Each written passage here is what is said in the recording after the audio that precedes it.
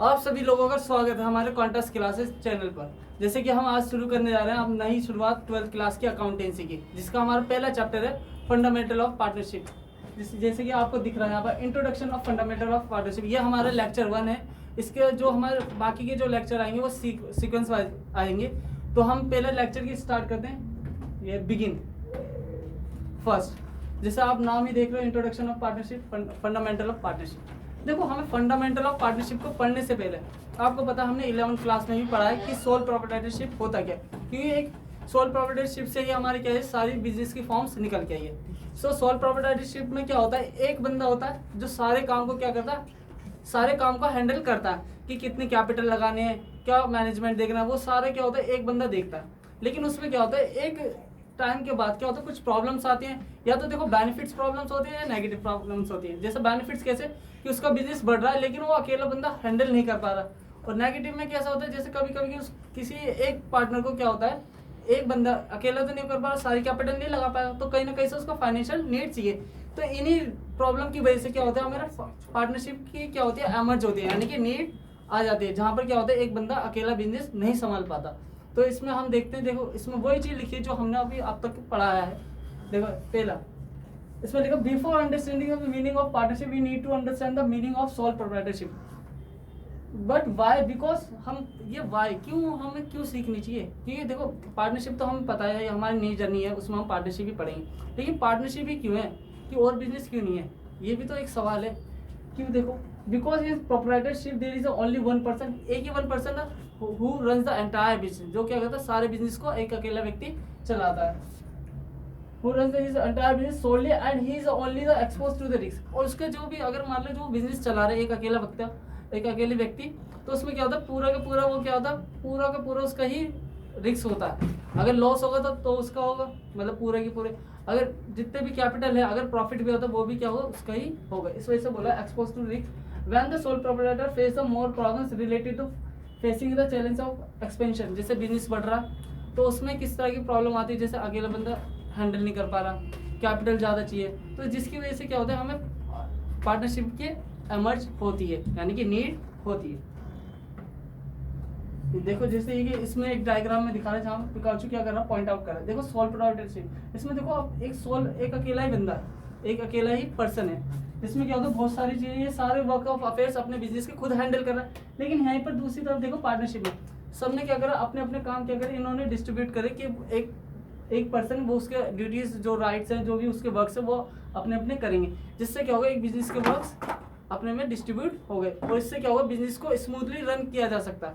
तो इस वजह से हमें पार्टनरशिप की जरूरत होती है। अब यहाँ से जो हमारे हमने थोड़ी बहुत हमने ये पढ़ा कि पार्टनरशिप होती क्या, क्या क्यों जरूरत है, आती क्यों है। तो आज जो है हमारा कंसेप्ट है, जैसा हमारा कंसेप्ट फर्स्ट इसमें दिखा रखा है, it is a relation between the two and more person. क्या ये रिलेशन है, between the two and more person, यानी दो से ज्यादा। अकेला होगा तो वो तो सोल प्रोप्राइटरशिप में होगा, यानी एक अकेला बिजनेस संभालने वाला। लेकिन इसमें क्या है, दो से ज्यादा व्यक्ति आएंगे, हु एग्री, जो कि सहमत हो जाएंगे, क्या सहमत हो जाएंगे एक बिजनेस को चलाने के लिए, उसके जो भी उससे प्रॉफिट या लॉसेज आता है उसको शेयर करने के लिए। पार्टनरशिप का मतलब यही होता है कि दो से मिलकर, दो या दो से ज़्यादा मिलकर व्यक्ति क्या करते हैं, तैयार हो जाते हैं, मतलब सहमत हो जाते हैं बिजनेस को चलाने के लिए और प्रॉफिट को शेयर करने के लिए। हाँ, एक बहुत इंपॉर्टेंट बात यह है कि एक जो पार्टनर रहता है ना, दोनों ही वर्क करता है, as a agent, as a principal. यह भी पढ़ेंगे डिटेल में, लेकिन एजेंट और प्रिंसिपल क्या होता है हमें अभी समझते रहे। In the diagram it show the two test of partnership. जो डायग्राम है ना ये वाला, वो क्या होता है, एक टू टेस्ट ऑफ पार्टनरशिप को बताता है। टू टेस्ट ऑफ पार्टनरशिप का मतलब कि अगर एक बंदा आपके लिए कोई काम कर रहा है तो दूसरा भी आपके लिए काम करेगा। अगर एक नहीं करेगा तो वो क्या होता है, फ्रेंडशिप टूट जाएगी ना, पार्टनरशिप भी टूट जाएगी। तो इसमें से जैसे मैं समझाता हूँ आपको, जैसे सुनिए, जैसे पर्सन ए है, पर्सन बी है,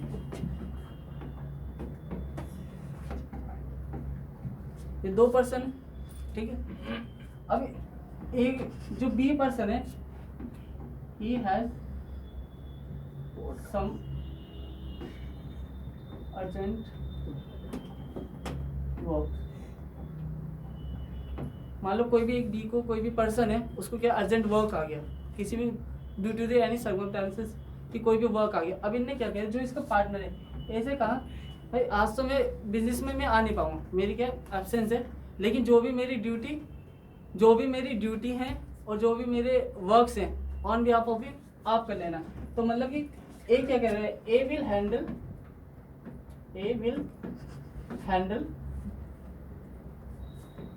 all the works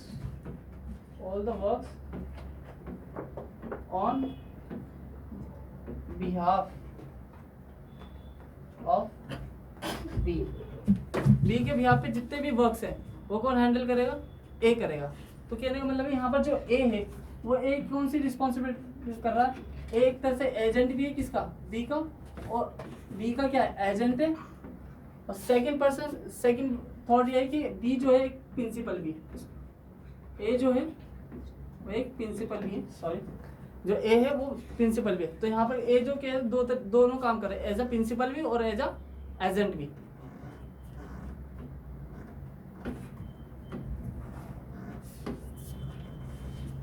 अब जो मोस्ट इम्पोर्टेंट थिंग है कि पार्टनरशिप के अंदर जो भी वर्क होगा वो किस एंट्री के अकॉर्डिंग होगा। तो जिस एंट्री के अकॉर्डिंग होगा वो क्या है, इंडियन पार्टनरशिप एक्ट 1932। जैसे इंडियन पार्टनरशिप एक्ट 1932 के अकॉर्डिंग होगा। जितनी भी इसमें पार्टनरशिप में एंट्रीज होंगी ना, जो भी वर्क होगा कि पार्टनर किस तरह से वर्क होंगे, उनकी ड्यूटीज़ क्या है, तो वो सारे क्या होगा, किसके थ्रू होगा, पार्टनरशिप एक्ट 1932 के अकॉर्डिंग होगा। और पार्टनरशिप को जो डिफाइन किया है लीगली, जो अच्छे तरीके से डिफाइन किया है, वो पार्टनरशिप एक्ट 1932 अंडर सेक्शन 4 के अकॉर्डिंग डिफाइन किया गया है। Here is the definition of according to partnership. According to partnership की जो डेफिनेशन है वो ये है। तो क्या लिखा हुआ है, जैसे हमने पहले भी डिस्कस कर चुके हैं कि दो से ज़्यादा व्यक्ति क्या होंगे, इसमें काम करेंगे और एक साथ क्या करेंगे, काम करने के लिए तैयार हो जाएंगे, जिससे कि वो अपने बिजनेस स्मूथली चलाए और प्रॉफिट शेयर को क्या जो भी उससे प्रॉफिट अर्न हुआ है उससे क्या करेंगे, रेशियो में बांट लेंगे। जैसे यहाँ पे लिखा partnership is a relation between 2 and more person. क्या है, रिलेशन है दो या दो से ज़्यादा पर्सन के बीच में।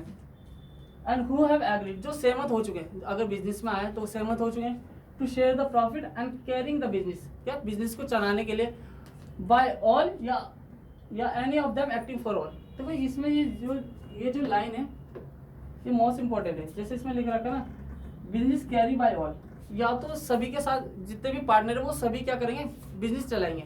लेकिन इसके बाद क्या होगा, ये जो और पॉइंट बता रहा हूँ ये बता रहा एनी ऑफ देम, या उनमें से कोई एक एक्टिंग फॉर ऑल, कि मान लो 3 व्यक्ति हैं, जैसे यहाँ पर एग्जांपल लेते हैं 1 2 और 3, कोई भी नाम देते A B और C, ये तीनों क्या है, पार्टनर है, ठीक है। अगर ये सभी एक साथ क्या कर रहे हैं, बिजनेस में रहकर सभी एक साथ काम मतलब बिजनेस चला रहे हैं, तो वो क्या करें, कैरी बाय ऑल।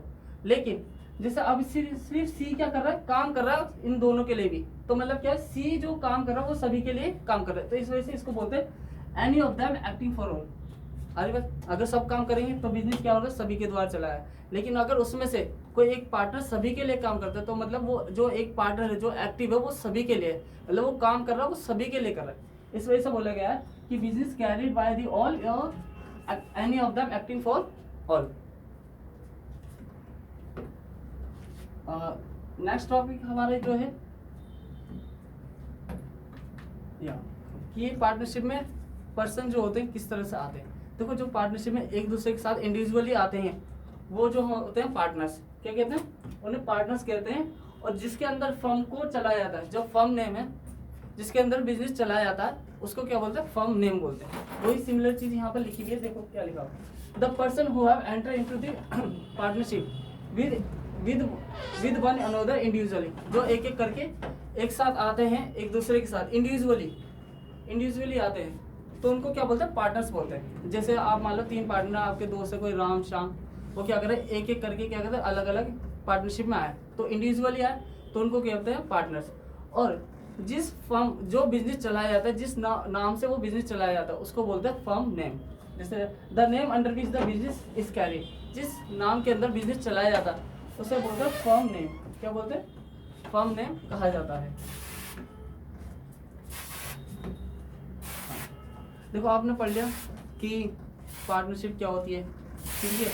पार्टनर्स क्या होते हैं, अगर वो इंडिविजुअल आते हैं एक दूसरे के साथ इंडिविजुअली, वो पार्टनर्स कहलाते हैं। और जिसके अंदर जैसे जिस नाम के अंदर वो बिजनेस चलाया जाता है उस बिजनेस को फर्म नेम कहते हैं। दूसरा होता है ये नेचर क्या होता है, पार्टनरशिप का नेचर क्या होता है। तो पार्टनरशिप का नेचर जैसे हमने 11th में भी पढ़ा है कि बिजनेस एंटिटी कॉन्सेप्ट, जिसमें क्या होता है एक ओनर और बिजनेस अलग होते हैं, लेकिन किस पॉइंट ऑफ व्यू से, अकाउंटिंग पॉइंट ऑफ व्यू से। लेकिन अगर लीगली एक्सपेक्ट आता है कि अगर मान लो कानूनी तौर पर, जैसे मान लो आपके पार्टनरशिप में कोई पार्टनर वगैरह या पार्टनरशिप बैंक करप्ट हो गई, तो उसमें क्या पार्टनर्स को सेपरेट माना जाएगा ओनर से? नहीं। ये इसी वजह से इसको बोलते हैं नेचर ऑफ पार्टनरशिप। मींस अगर अकाउंटिंग के पॉइंट ऑफ व्यू से तो पार्टनर्स और फर्म दोनों अलग है, लेकिन लीगली पे क्या होता है पार्टनर्स और जो फर्म है वो अलग नहीं है, वो एक ही है। अगर पार्टनरशिप बैंक करप्ट हो जाती है तो उनकी जो प्राइवेट एस्टेट यानी कि जो उनकी प्राइवेट संपत्ति है उनको बेचकर जितने भी उनका नुकसान है, डेफिसिट है, जो भी लॉसेज है उनको पे किया जाएगा। इसी को बोलते हैं नेचर ऑफ पार्टनरशिप। तो आइए हम इसको पढ़ देते हैं। तो पार्टनरशिप इज अ सेपरेट और बिजनेस एंटिटी, सेपरेट है from the accounting point of view. क्या पार्टनरशिप क्या एक सेपरेट है, मतलब कि पार्टनर्स और ओनर दोनों क्या अलग है, लेकिन किसके पॉइंट ऑफ व्यू से, अकाउंटिंग के पॉइंट ऑफ व्यू से। दोबारा सुनने एक बार रिकॉर्ड, क्योंकि ये एमसीक्यू में बहुत पूछा जाता है, क्या पार्टनरशिप और पार्टनर्स अलग है from the accounting point of view और नॉट। ये एमसीक्यू में आता है तो आप बोलोगे यस। क्यों? क्योंकि हमने बताया लीगली तौर पे तो अलग नहीं होते, लेकिन अकाउंटिंग के पॉइंट ऑफ व्यू से अलग होते हैं। दूसरा, thus the partnership and business are not a separate from another in, क्या बोला गया कि पार्टनरशिप और पार्टनर्स क्या होते हैं एक दूसरे से अलग नहीं है लीगल तौर पे। क्यों? क्योंकि एक बात बताओ, आपने कोई भी काम कर रहे हो, अगर आपसे कोई भी गलती हो जाए, आपकी बिजनेस फर्म हो जाए, तो आप तो कोर्ट में जाके ये कह दोगे हम तो क्या कर रहे हैं कि हम तो लीगली बिजनेस कर रहे हैं। पार्टनरशिप क्या है, क्या नाम, हमने पार्टनर्स और पार्टनर्स क्या होता है, पार्टनर्स और पार्टनरशिप फर्म अलग अलग है। तो कोर्ट क्या कह रहे हैं, नहीं भाई अलग अलग नहीं हो। जब क्या होता है अकाउंटिंग के पॉइंट ऑफ व्यू से सिर्फ रिकॉर्ड जो भी आपके बिजनेस से अकाउंटेंट जो भी रिकॉर्ड करता है उस टाइम पे क्या करते हैं वो सेपरेट है। अदरवाइज लीगली पे क्या है, पार्टनर्स और फर्म दोनों एक है। अगर आपको कुछ भी, अगर मान लो बैंक करप्ट हो जाती है, पार्टनरशिप बैंक करप्ट हो जाती है, या कुछ भी ऐसा हो जाता है जिससे पार्टनरशिप बंद होने की कगार पे आई है, तो उससे क्या होगा कि आपकी जो प्राइवेट एस्टेट है वो ही क्या करेंगे, डेफिसिट को पूरा करेंगे। जो भी उस लॉस आया उसको बेच के वो पूरा किया जाएगा। आई होप आपको अच्छा लगा होगा ये कॉन्सेप्ट। आप नेक्स्ट में मूव ऑन होते हैं। Essential feature of partnership. अगर पार्टनरशिप फॉर्म जो हमने डेफिनेशन पढ़ी थी, जिसमें 2 and more पर्सन होना चाहिए, दूसरा एग्रीमेंट होना चाहिए इसमें पार्टनरशिप के बीच में, ठीक है। और क्या नाम है, बिजनेस क्या होते हैं सभी के द्वारा चलाए जाने चाहिए, या तो उनमें से कोई एक सभी के लिए एक्टिव होना चाहिए। प्रॉफिट शेयरिंग रेशियो होना चाहिए। अगर आपने ये डेफिनेशन अच्छे से पढ़ी तो क्या हुआ, आपको ये फीचर्स जो हैं बहुत आसानी से आ जाएंगे। जैसे पहला फीचर क्या, 2 and more पर्सन। क्या बोला गया, 2 and more पर्सन, कि एक अकाउंटिंग में एक पार्टनरशिप को स्टार्ट करने के लिए एटलीस्ट कम से कम 2 व्यक्ति तो होने चाहिए। एक व्यक्ति क्या करेगा, पार्टनरशिप थोड़ी होगी, वो तो सोल प्रोप्राइटरशिप हो गया, है ना। कम से कम क्या कितने व्यक्ति होने चाहिए, 2 व्यक्ति होने चाहिए। और ये जो व्यक्ति हैं उन्होंने इंडियन कॉन्ट्रैक्ट एक्ट 1872 के अंदर डिफाइन किया गया कि ये जो हम पर्सन बता रहे हैं ये पर्सन क्या है, कैपेबल नहीं होंगे, यानी कि एबल नहीं होंगे टू फॉर्म द पार्टनरशिप। कि अगर हम इन व्यक्तियों को लेंगे तो इन व्यक्तियों से क्या पार्टनरशिप को नहीं बना सकते। तो वो फॉलोइंग पार्टनर्स कौन कौन से था, आइए देखते हैं। पहला, जैसे हमने लिखा at least 2 person are required to form the partnership, all such a partner must be competent to contract. जितने भी पार्टनर्स जो भी 2 पर्सन सिलेक्ट करें या 2 से ज़्यादा, वो क्या होने चाहिए, मस्ट बी कॉन्ट्रैक्ट होने चाहिए, मतलब कि कैपेबल होने चाहिए कॉन्ट्रैक्ट को साइन वाइन करने के लिए, कॉन्ट्रैक्ट को फॉर्म करने के लिए, ताकि अगर उन्हें समझ होगी तभी तो बिजनेस करेंगे। लेकिन इंडियन कॉन्ट्रैक्ट एक्ट 1870 में डिफाइन किया था कि ये जो पर्सन है वो फॉलोइंग पर्सन वो कैपेबल नहीं होंगे। कौन कौन से डिफाइन करें, पहला, it should not be a minor partner. क्या वो माइनर पार्टनर नहीं होने चाहिए, बिलो द 18 नहीं होने चाहिए। माइनर हम बिलो द 18 मानते हैं, लेकिन पार्टनरशिप में जैसे यहाँ पर लिखा except the section 30 provision of Indian partnership act. ये हम थोड़ा आगे पढ़ेंगे कि जब सिर्फ सेक्शन 30 क्या करता है, अलाउ करता है पार्टनरशिप में कि एक माइनर पार्टनर को एडमिट किया जाता है, लेकिन उसकी भी एक कंडीशन है, तो हम आगे पढ़ेंगे। अभी के फिलहाल के लिए तो सिर्फ इंडियन कॉन्ट्रैक्ट एक्ट 1872 ने मना कर रखा है, ठीक है। दूसरा क्या होता है, तो दूसरा क्या होता है, person of unsound mind, mental person. Unsound mind का मतलब जिसकी दिमागी हालत ठीक ना हो, उस व्यक्ति से अगर तुम पार्टनरशिप फॉर्म करोगे वो भी क्या होगा, नहीं मानी जाएगा, वो भी पार्टनर नहीं कंसिडर किया जाएगा। थर्ड वन क्या होता है, पर्सन डिस्क्वालीफाइड बाय लॉ। अगर किसी लॉ ने कोर्ट ने कह दिया कि ये पर्सन कैपेबल नहीं है, ये डिस्क्वालीफाइड फाइल हुआ है, मान लो उसने कुछ क्राइम करा होगा या कुछ ऐसी एक्टिविटी कर दी जिसकी वजह से क्या हो गया, डिस्क्वालीफाई बाय लो हो गया, तो कोर्ट ने उससे सीधा मना कर दिया। अगर आप उसके साथ पार्टनरशिप फॉर्म करते हो तो वो भी क्या होगा, कैपेबल नहीं होगा टू फॉर्म दी पार्टनरशिप।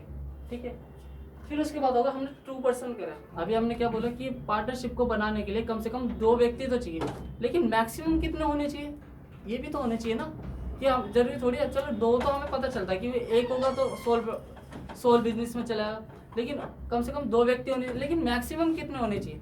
ठीक है, तो मैक्सिमम जो होता, पहले जो सेक्शन था कंपनी एक्ट 2013 464 के अकॉर्डिंग जो मैक्सिमम नंबर ऑफ पार्टनर थे वो कितने थे, 100 थे। मतलब कि एक पार्टनरशिप में हम सिर्फ 100 से ज़्यादा व्यक्ति को शामिल नहीं कर सकते। लेकिन बाद में क्या हुआ, जो कंपनी एक्ट का 2013 का जो रूल था, मिसलिनियस रूल वाइट 10 के अकॉर्डिंग 2014 में जो आया था, उसके अकॉर्डिंग जो मैक्सिमम नंबर ऑफ पार्टनर्स की जो संख्या थी, जो नंबर्स थे, मैक्सिमम नंबर ऑफ पार्टनर्स कितने होने चाहिए, वो कितने कर दिए, 100 से घटा के कितने कर दिए, 100। देखिए इसमें यही लिखा हुआ है, जैसे a maximum number of partner in the partnership form is 50 as per the companies act 2014 miscellaneous rule 10। ये थोड़ा ये एक्ट नहीं है, ये एक्ट नहीं है, 2014 में आया था, ये बताया गया, एक्ट नहीं है, कंपनी एक्ट 2013 है, ये 14 नहीं है। वो क्या था, वो एक्ट के बताया था कि इसमें 2014 में इसको चेंजेस किया था कि मैक्सिमम नंबर ऑफ पार्टनर कितने होने चाहिए, 100 के अलावा। ठीक है, मिसलेनियस रूल वाइड 10 के अकॉर्डिंग। लेकिन उससे पहले क्या था, before it the maximum number of partner in a partnership form is 100 as per the section 464 companies act 2013। उससे पहले कितना था, 100, जैसे कि हमने अभी चर्चा की।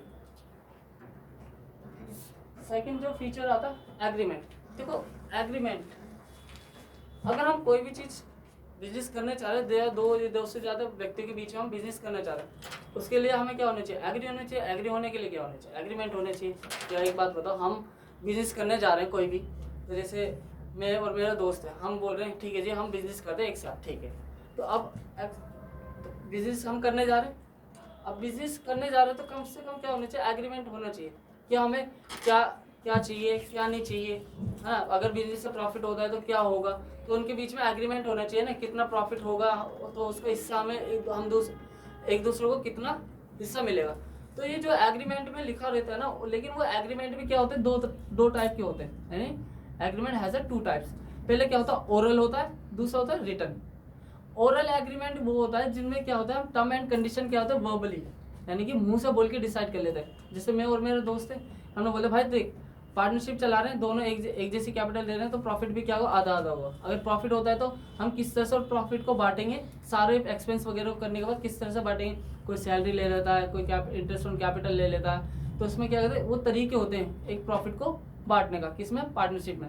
लेकिन रिटर्न एग्रीमेंट में ऐसे नहीं होता, उसमें मुंह से बोल के यानी वर्बल डिसाइड नहीं किया जाता, उसमें क्या होता है, रिटर्न फॉर्म में होता है, ताकि आगे जितने भी क्लेश आए ना, जितने भी जिसको हम कहते हैं डिस्प्यूट्स, जितने भी डिस्प्यूट्स है हम उनको इजीली सॉल्व कर सके। अगर मान लो आप अभी बोल लो कि ओरली तो आप डिसाइड कर ले, हाँ जी 50-50 डिसाइड करेंगे, अभी आपका पार्टनर का मूड बदल गया तो नहीं 50-50 नहीं करेंगे, तो ऐसे तो क्या होगा, आप दोनों ने काम एक जैसे करा, वो ज़्यादा मांग रहे, ऐसे तो क्या होगा, नाइंसाफी हो जाएगी ना। तो इसी वजह से क्या होता है, रिटर्न एग्रीमेंट फॉलो किया जाता है। अब लेकिन सबसे इंपॉर्टेंट बात पता है क्या होती है, चाहे रिटर्न एग्रीमेंट हो चाहे वर्बल एग्रीमेंट है, जिसको हम बोलते हैं ओरल एग्रीमेंट, ये दोनों ही क्या होते हैं, वैलिड होते हैं इन दी आइज ऑफ लॉ, यानी कानून की नज़र में क्या होते हैं, दोनों ही वैलिड होते हैं। ठीक है, दोनों ही वैलिड होते हैं, इनकी खुद की क्या होता है, एग्जिस्टेंस होता है। तो अब देखिए इसमें यहाँ लिखा हुआ the partnership comes into the existence through the agreement. क्या होते हैं, पार्टनरशिप आती है एग्रीमेंट के थ्रू आती है, ठीक है, and has 2 types, oral agreement and written agreement. Written agreement को हम पार्टनरशिप डीड भी कहते हैं, ठीक है। Both are valid in the eyes of law, दोनों क्या होते हैं कि एक्सेप्टेबल होते हैं, किसकी नज़रों में, कानून की नज़रों में। ऐसा नहीं है कि ना मैं आप ओरल बना के पार्टनरशिप कर रहे हो तो वो एक्सेप्टेबल नहीं है, दोनों क्या एक्सेप्टेबल होंगे, दोनों ही एक्सेप्टेबल होंगे, चाहे आप ओरली करो चाहे रिटर्न में करो, ठीक है, दोनों ही वैलिड है।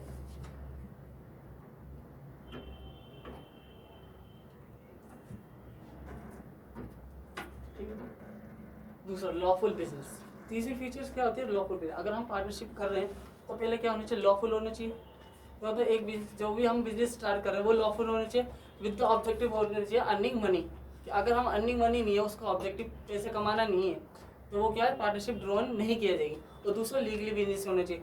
अब ये नहीं पैसा कमाना तो मोटिव है, लेकिन बिजनेस आप क्या कर रहे हो, इलीगली कर लो, तो भाई इलीगल बिजनेस तो पैसा तो कमा के देगा, लेकिन क्या लॉफुल होगा, वो एक्सेप्टेबल होगा इन द आइज ऑफ लॉ? नहीं भाई, तो वो एक्सेप्टेबल नहीं होगा। और दूसरा प्रॉफिट कमाने के लिए किया जाता है, तो मतलब लीगल बिजनेस होना चाहिए। दूसरा प्रॉफिट मेकिंग अप्रोच होनी चाहिए उसकी बिजनेस की, जैसे यहाँ लिखा हुआ है a partnership is to do a lawful business and it function with, मतलब फंक्शन यानी काम करता है with the objective of earning money, पैसे कमाने से के ऑब्जेक्टिव सब काम करते हैं। हम सभी काम करते हैं, जैसे हम कोई भी कहीं भी काम करेंगे तो किस लिए करेंगे, पैसे कमाने के लिए ना, ऐसे तो नहीं करेंगे। दूसरा, if the partnership does not function with the objective of earning money then the partnership is not a drone. अगर वो काम नहीं करता, क्या अगर वो पार्टनरशिप जो बनाई गई है उसका ऑब्जेक्टिव क्या है कि पैसा कमाने है, पैसा कमाना ही नहीं है, तो वो क्या होगा, पार्टनरशिप वहाँ पर लिखी ही नहीं जाएगी। ठीक है, आई बात समझ लो, आपको अच्छे से आई होगी। ठीक है, अब नेक्स्ट जो टॉपिक है प्रॉफिट शेयरिंग। अभी हमने डेफिनेशन में पढ़ा था, जो एग्री हो जाता है प्रॉफिट और शेयर को, जो प्रॉफिट होता है उसको शेयर करने के लिए, तो उसी का एक देखो यहाँ पर प्रॉफिट शेयरिंग कि एग्रीमेंट में क्या करते हैं, जो भी प्रॉफिट आएगा उसको शेयर कर लेंगे इन देयर एग्री रेशियो। लेकिन जरूरी नहीं है, देखो इसमें ये इंपॉर्टेंट बात होती है, कहीं ना कहीं क्या होता है पार्टनरशिप में एक रिलेटेड प्रोविजन होता है। क्या पता कोई पार्टनर ऐसा हो वो इनने कंडीशन रख दियो, देख भाई अगर प्रॉफिट बिजनेस में प्रॉफिट होता है तो उसका तो हिस्सा मैं लूँगा, कि भाई चाहे कितना भी हो मुझे अपना हिस्सा चाहिए, लेकिन अगर लॉस होगा तो भाई मैं हिस्सा नहीं लूँगा। तो ये क्या था, उसमें डिसाइड होता है। देयर में be the any law in the partnership जिसमें लिखा गया होगा कि ठीक है फॉलोइंग पार्टनर अगर क्या नाम है बिजनेस अगर प्रॉफिट अर्न करते हैं, बिजनेस अगर प्रॉफिट अर्न करता है तो क्या उसका शेयर होगा, लेकिन अगर लॉस होगा तो वो शेयर उसका पार्ट नहीं लेगा। तो इसमें यही चीज़ बताई गई है, जैसे लिखा है the agreement between the partners must be to share the profit losses. क्या होता है, प्रॉफिट शेयरिंग रेशियो होगा, ठीक है, but it not essential, it is not essential. Essential का मतलब है इंपॉर्टेंट नहीं है, that the all partner must share the losses, कि सभी पार्टनर लॉस को शेयर करें। कि जैसे अभी मान लो लॉस आ गया कि भाई सभी पार्टनर में बटेगा, नहीं, क्यों, there may be a provision in a partnership deed that the particular partner और partners shall not bear the losses, shall not be bear the losses bear the losses, कि वो लॉस को बियर नहीं करेगा, ये प्रोविजन के according होता है, अदरवाइज नहीं तो नहीं होगा, तो वो तो शेयर करेंगे।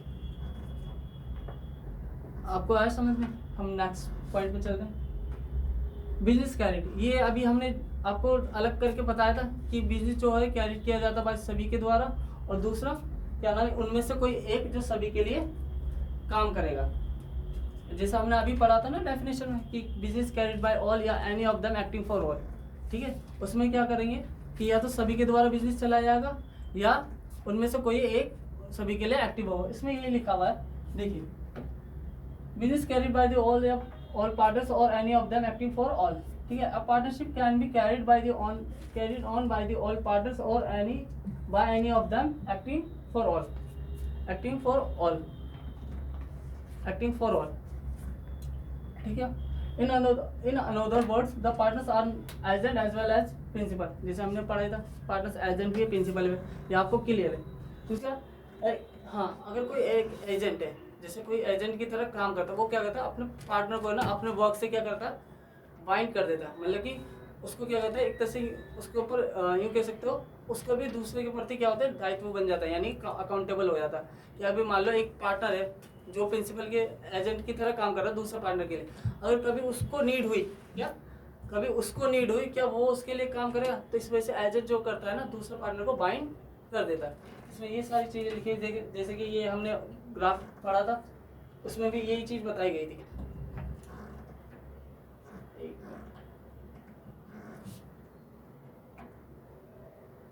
हाँ, ये हमारा राइट्स ऑफ पार्टनर। अब देखो पार्टनरशिप में हम आ गए, ठीक है, कि पार्टनर के राइट्स क्या क्या होते हैं, कि उसके क्या क्या राइट्स हैं, कि अगर पार्टनरशिप में आ गए तो भाई क्या क्या राइट्स होंगे, कि उसको प्रॉफिट शेयरिंग मिलेगा नहीं मिलेगा, है ना। अगर उसने मान लो कभी कभी ये भी आ जाता है कि कोई पार्टनर है ना एक दूसरे पार्टनर से कंसल्ट नहीं करते कि बिजनेस में क्या हो रहा है क्या नहीं हो रहा है, तो उसका राइट्स है या नहीं, तो उसमें भी क्या होता है राइट्स ऑफ पार्टनर्स होते हैं। तो ये वैसे तो 9 राइट्स हैं, लेकिन ये मोस्ट ऑफ द ये मेजर राइट्स होते हैं जो पूछे जाते हैं। तो पहला राइट्स क्या कहता है, पहला राइट्स क्या होता है, every partner has a right to take a participation in the business management of the business, कि हर एक पार्टनर्स का राइट होता है कि जो भी बिजनेस का मैनेजमेंट है उसमें पार्टिसिपेशन करने का। जैसे मैनेजमेंट में कि कितनी कैपिटल लगानी है ना, कितना और क्या क्या मैनेजमेंट आएगा, इक्विपमेंट्स कितनी आ रही है, अगर कोई कहीं पर हमें दूसरी लैंड की ज़रूरत होती है तो उसको किस तरह से मैनेज करना है, और उस बिज़नेस को कैसे मैनेज करना है। तो वो सारे जितने भी मैनेजमेंट के जितने भी बिजनेस इसमें लिखा है पार्टिसिपेंट ऑफ मैनेजमेंट, तो उसका क्या होता है, राइट्स होता है कि हर एक मैनेजमेंट में क्या कर रहे हो वो पार्टिसिपेंट लेगा। दूसरा क्या होता है, every partner has a right to be a consultant about the affairs of the business और बिजनेस मैटर। बिजनेस के बारे में हर एक पार्टनर्स का क्या होता है, अधिकार होता है, राइट्स होता है कि बिजनेस में जो भी उसके बातें चल रही हैं, जो भी बिजनेस में काम है उसके बारे में उससे कंसल्ट किया जाए, यानी उससे विचार तो किया जाए। अभी मान लो आपको दिख रहा है कि हाँ फर्म को कैपिटल चाहिए, क्योंकि ये क्या है, पीक टाइम है, हाँ अगर हम इन्वेस्टमेंट करेंगे तो हम और भी अच्छा क्या कर सकते हैं, मुनाफा कमा सकते हैं। अगर मान लो आपका फ्रेंड और आप दोनों पार्टनर हो, तो उसमें क्या है कि आप दोनों पार्टनर हो, एक को तो समझ में आता है हाँ कैपिटल की नीड है, लेकिन उसने क्या करा, बिना आपसे कंसल्ट किए लगा दे और हो गया लॉस, हो गया लॉस। तो उसमें कौन क्या होगा, पार्टनरशिप तो जाएगी ना। लेकिन इसमें क्या क्या है कि उसका राइट है भाई कंसल्ट किया जाए, अगर वो कंसल्ट नहीं करता पार्टनरशिप फ्रूटफुली नहीं होती। तो इस वजह से क्या होता है, every partner has a right to be consulted about the business और बिजनेस अफेयर्स। थर्ड राइट्स क्या होता है, every partner has a right to share, sorry third rights ये रहा, every partner has a right to inspect of the books of account and have a copy of it. क्या कि हाँ एक partners के पास है ना, उसका राइट होता है कि बुक्स जितने भी उनमें खाते बन रहे हैं, जितने भी पार्टनरशिप में हमारे अकाउंट्स वगैरह बन रहे हैं, ठीक है ना, चाहे कैपिटल अकाउंट बन रहा हो, प्रॉफिट एंड लॉस अकाउंट बन रहा हो, फिर पे एंड एल बन रहा है, फिर पे एंड एल एप्रोप्रिएशन बनता है, इसमें बनते हैं सारे, हम इनको बनवाए बन पढ़ेंगे। तो जितने भी अकाउंट्स बन रहे हैं ना, उनको क्या है इंस्पेक्ट करने का उसका राइट होता है, मतलब वो जांच सकता है कि क्या हो रहा है क्या नहीं हो रहा है, किस तरह से अकाउंट बनने, अकाउंट सही नहीं बनने, क्या केस क्या हो रहा है, प्रॉफिट इतना कम आ रहा है, अगर उसको लगता है कि प्रॉफिट कम आ रहा है तो वो क्या करता है, उसमें इंस्पेक्ट कर सकता है, उसमें देख रेख कर सकता है, और उनकी एक कॉपी भी अपने पास रख सकता है। जैसे काफ़ी पार्टनर को होती है ना कि वो मना कर दे, अकाउंट चेक करे कोई नहीं, लेकिन इसकी कॉपी रखना अलाउड नहीं करते, लेकिन उसका राइट्स होता है कि हाँ भाई जो भी बुक्स अकाउंट से बनने जा रहे हैं हमारे पार्टनरशिप में, उसकी एक कॉपी हो, ताकि मेरे पास भी क्या हो देखने के लिए, हाँ जी ये इस मंथ में काम हुआ है, इस ईयर में ये काम हुआ था। अब देखो फोर्थ राइट क्या कहता है, every partner has a right to share profit और losses without with each other in agreed ratio. क्या होता है, उनका राइट्स होता है जो भी प्रॉफिट और लॉस होता है शेयर करने के लिए इन एग्रीड रेशियो। एग्रीड रेशियो का मतलब होता है जैसे आपने और आपके दोस्त ने पहले डिसाइड कर लिया, ठीक है भाई आप पार्टनरशिप में हम 50-50 क्या करेंगे, प्रॉफिट बांटेंगे। कोई मान लो 730 बोलता है, तो वो क्या होता है एग्रीड रेशियो में जो प्रॉफिट होता है उसको शेयर करने के लिए हो जाता है। ये भी क्या होता है, राइट्स होता है पार्टनर में। तो फिफ्थ क्या कहता है, अगर किसी पार्टनर ने, जैसे मान लो मेरे पास हम दो पार्टनर है, मैं और मेरा फ्रेंड, मेरी एक प्रॉपर्टी थी, मैंने क्या करा प्रॉपर्टी थी, अगर मेरी प्रॉपर्टी है, अगर मेरी प्रॉपर्टी क्या है खाली है, तो मेरे और हमें क्या है पार्टनरशिप में क्या है प्रॉपर्टी की ज़रूरत है, लैंड प्रॉपर्टी की ज़रूरत है भाई, हम ताकि हम उसमें कोई भी मान लो रॉ मटेरियल वगैरह रखवा रहे हैं, जिस चीज़ का भी हमारा काम है, तो हम क्या करें उसमें रखवा दिए। अब एक बात बताओ, मैंने प्रॉपर्टी दी ना बिजनेस को, ठीक है, अब मैंने प्रॉपर्टी दे दी, एज अ पार्टनर नहीं थी, एज अ वैसे दी है। अब एक बात बताओ, हम दूसरे से प्रॉपर्टी लेते तो प्रॉपर्टी लेंगे, और सॉरी प्रॉपर्टी के बोल रहा हूँ, ये इंटरेस्ट लोन है, सॉरी जैसे एडवांस एंड लोन, अगर हमने किसी को लोन दिया है ना, पार्टनर्स ने लोन दे दिया फर्म को, तो उसका पार्टनर्स का राइट तो होता है कि हम उसको इंटरेस्ट मिले, जो भी इंटरेस्ट डिसाइड होगा तो वो, अदरवाइज अगर इंटरेस्ट के बारे में नहीं बताया ना और फिर भी पार्टनर उसके लोन ले रखा है, तो उस केस में क्या होता है, अगर तुम्हें बता दो तो 6% तो देना ही देना है, 6% तो देना ही। अगर उसके बारे में बताया नहीं रखा कि इंटरेस्ट और लोन पे जो इंटरेस्ट है, जो पार्टनर ने फर्म को लोन दिया कि इसको 15% है 10% है, अगर ये मेंशन नहीं होता तो उसमें क्या है आपको 6% देना ही होगा, ये रूल है पार्टनरशिप का। यहाँ भी हम पढ़ेंगे जब हमारा इंडियन प्रोविजन एक्ट 1932 आएगा, क्योंकि जब पार्टनरशिप नहीं होती, जैसे बोलते हैं ना वर्बली डिसाइड हो जाता है, फिर वो मानते नहीं है, नहीं हमने तो डिसाइड ही नहीं करा था, कब करा तू बता, कैसे हुआ, हाँ तूने डिसाइड कर लिया, तो उसको उस चीज़ को जो डिस्प्यूट होता है उसको ख़त्म करने के लिए ना प्रोविज़न बना रखा है पार्टनरशिप एक्ट में 1932 ने, ठीक है। जैसे इसमें लिख रखा देखो, if the partner has a advance and loan, अगर किसी पार्टनर ने लोन दे रखा है किसको, फर्म को, तो he has a right to receive the interest on loan at agreed ratio. उसका क्या राइट है कि वो इंटरेस्ट ऑन लोन ले जो भी उसने एग्रीड रेशियो हुआ था।